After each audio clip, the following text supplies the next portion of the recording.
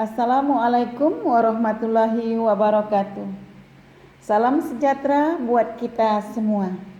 Apa kabar anak ibu? Semoga kamu semua dalam keadaan sehat ya, tanpa kekurangan suatu apapun. Nah, hari ini bertemu lagi dengan Ibu Asma dalam pelajaran bahasa Indonesia. Anak-anak, sebelum kita memulai pelajaran kita, mari sama-sama kita berdoa ya. Semoga diberikan kemudahan dan dilancarkan segala urusan kita. Berdoa, mulai.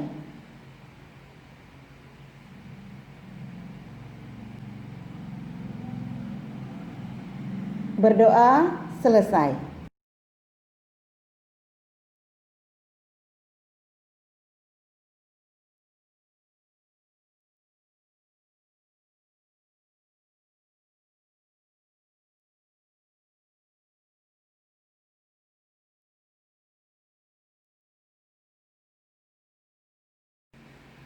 Hari ini materi pelajaran kita masuk materi baru ya anak ibu. Kalau pada pelajaran yang lalu kita masih pidato. Hari ini kita materinya adalah mencurahkan imajinasi dalam cerita pendek.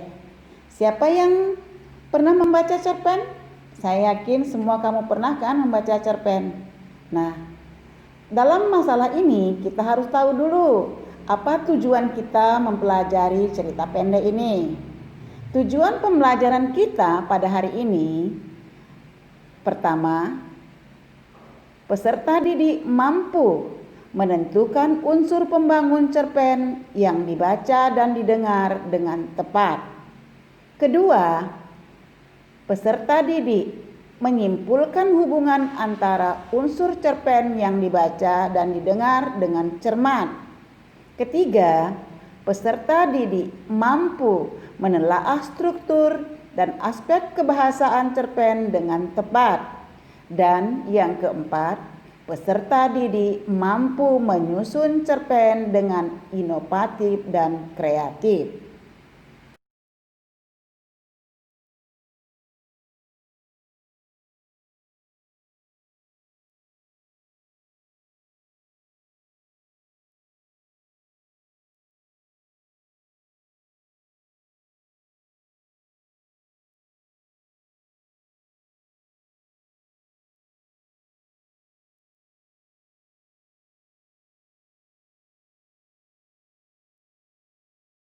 Seluk-beluk cerpen.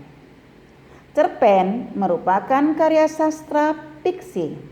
Cerpen menceritakan berbagai macam permasalahan dalam masyarakat.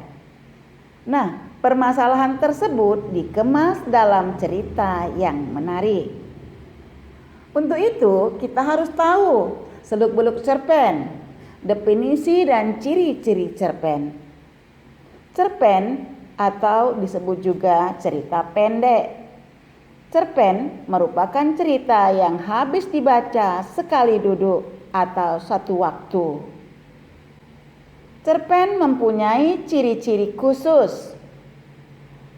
Pertama, panjang karangan lebih kurang 10 halaman.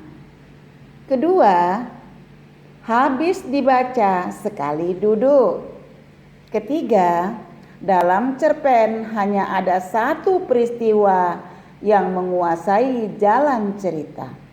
Keempat, terdapat konflik, tetapi tidak menimbulkan perubahan nasib pelaku. Kelima, hanya mempunyai satu alur. Dan yang keenam, perwatakan tokoh dilukiskan secara singkat.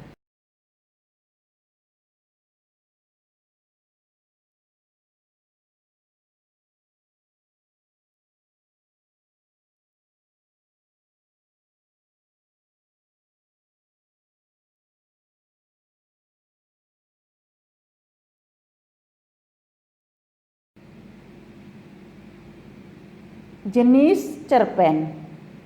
Berdasarkan jenisnya, cerpen dapat dibagi menjadi 3 bahagian. Yang pertama adalah cerpen mini. Cerpen mini adalah cerpen dengan penyajian cerita yang sangat singkat. Cerpen ini biasa disebut dengan short story. Jumlah kata dalam penulisan cerpen mini antara 500 sampai 1000 kata. Kedua, cerpen sedang atau disebut juga cerpen ideal. Cerpen ideal mempunyai panjang cerita yang sedang, tidak terlalu pendek tetapi juga tidak terlalu panjang. Cerpen ini biasa disebut dengan middle short story. Jumlah kata dalam penulisan cerpen ideal antara 3.000 sampai 4.000 kata. Dan yang ketiga, cerpen panjang. Cerpen panjang mempunyai cerita yang cukup panjang. Cerpen ini biasanya disebut dengan long short story. Jumlah kata yang digunakan dalam penulisan cerpen ini antara 4.000 sampai 10.000 kata.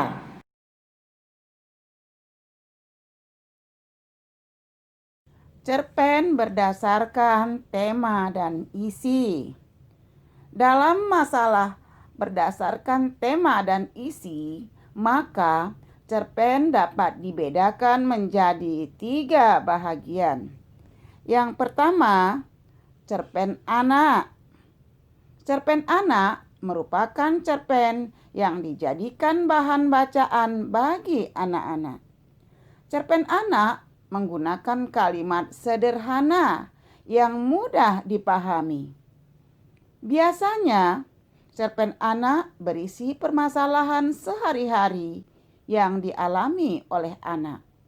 Contoh, cerita bobo yang pernah kita baca dalam buku ataupun dalam majalah. Kedua, cerpen remaja.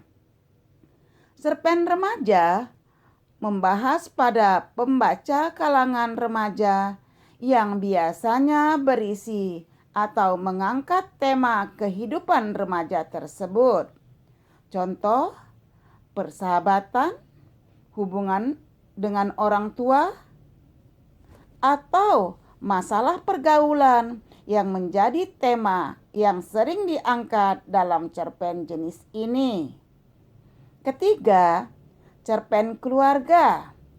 Cerpen keluarga mengangkat tema keluarga. Berbagai macam permasalahan yang ada di keluarga menjadi isi cerpen ini. Cerpen keluarga biasanya dapat ditemui pada majalah atau tabloid keluarga. Nah, hari ini anak ibu, saya kira kita masalah cerpen ini cukup membahas tentang definisi, kemudian jenis-jenis cerpen, dan cerpen berdasarkan tema dan isinya. Nanti pada pertemuan yang akan datang, kita akan bertemu masalah cerpen kembali mengenai unsur pembangun cerpen. Saya yakin dan percaya kamu mampu mengikuti pelajaran meskipun kita tidak bertatap muka. Saya yakin dan percaya, tetap jaga kesehatan, tetap jaga kebersihan meskipun kita belajar dari rumah. Saya tutup materi kita pada hari ini dengan ucapan wassalamualaikum warahmatullahi wabarakatuh.